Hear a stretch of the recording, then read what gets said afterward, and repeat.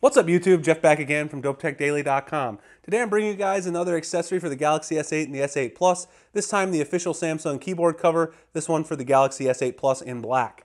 You guys can see some of the specs right there on the back. Convenient typing, practical protection, no charge, no connection. Just start typing right away. These are made for both the S8 and the S8 Plus in a variety of colors. They're $59.99 on Amazon. I will drop the link below. These will definitely come down in price quickly over time. Not that many people really want or need a keyboard cover. Last year for the S7 Edge, after a few months, these were down to about 30 bucks, so you may want to wait if you don't absolutely need it right now. Now there are two pieces to it. I already took it out of the box yesterday so I could play with it, give you guys some feedback. You do have a regular case that you can use the phone. That's separate of the keyboard cover. You can actually detach this. We'll talk more about that in a second. Just looking at the case itself, it's got a nice matte finish on the back. Cutouts for the camera and the fingerprint scanner. They are divided so that you can get the fingerprint scanner nicely. You don't actually swipe and mess up your camera. It doesn't collect fingerprints too bad. I've been using it for a day. Very nice, much better than the back of the Galaxy S8 with the glass. On the inside, same sort of finish. You do have exposed power, Bixby volume rocker, and the bottom of the phone. I'll go ahead and slide it in here, show you guys what the particular case looks like. There you go. You can see the cutouts there on either side as well as the bottom. Now this thing does not have a raised up front, so there's not a lip here. I don't recommend that you put your phone face down while using this particular case. It's probably going to end up touching the glass to your desk. Also, it doesn't have much drop protection because there isn't much reinforced corners or anything like that on the case. So if you're wanting to take this to the gym or something like that, you may want to switch out to another case like the UAG or the OtterBox. So of course you can use it as a case by itself, but of course the main feature here is the keyboard attachment. If you look on both sides, you see they've got a little indentation there and another indentation right here. You can go ahead and snap on the keyboard cover. So all you got to do is take it, snap it right on here. The very bottom, you see it shifts up your home screen 70%. Your first row of apps right above the keyboard. The keyboard actually has pretty nice travel. You see you've got hotkeys for your recent, your home, your back. You've also got Bixby Voice Assistant there. You can get your emoji. You can open up in something like Gmail and just start composing a message. Now I am very, very slow at composing a message with this, mainly because I'm just so used to using swipe on my regular keyboard. But obviously if you're someone who's coming from a BlackBerry or you like the physical keyboard, you're going to be much faster with this. You can get your emoji, as I said before, by pressing Alt and the symbol button.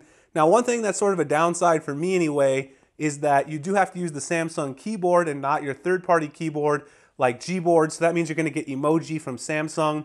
You're also going to get suggestions from the Samsung keyboard, which aren't as accurate as Gboard in my opinion, but that's something you have to live with. The reason is because they actually placed a virtual keyboard on the screen below, so when you're pressing these keys down, it's actually touching the virtual keyboard, and of course, Samsung uses their keyboard layout so that they can actually make sure they know where the keys are and make sure everything works with their software.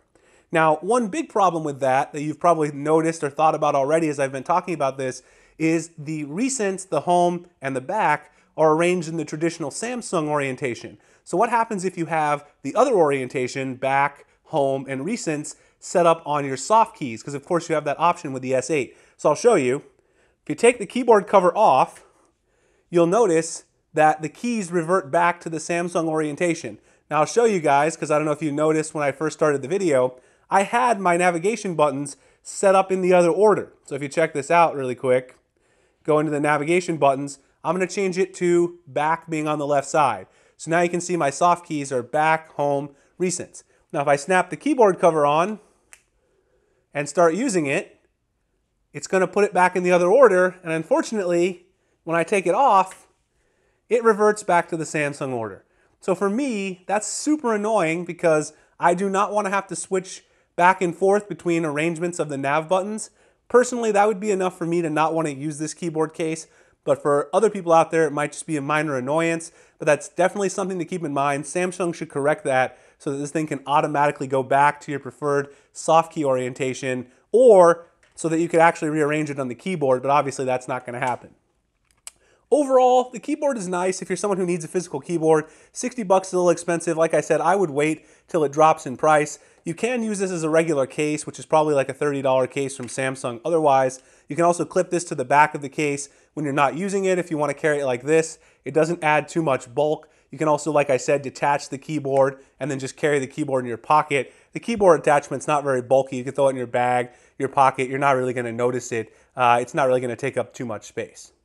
All right, guys, so that's a quick review. I do think the keys are nice if you're used to using a BlackBerry. They have a decent amount of travel on them. Obviously, the BlackBerry Key 1 is coming up, and I'll have a full review of that. So for keyboard fans, that's going to be a pretty huge deal. But if you want a large screen, touchscreen smartphone, and you also want the keyboard, this is not a bad solution at all. Just wait for it to come down in price a bit.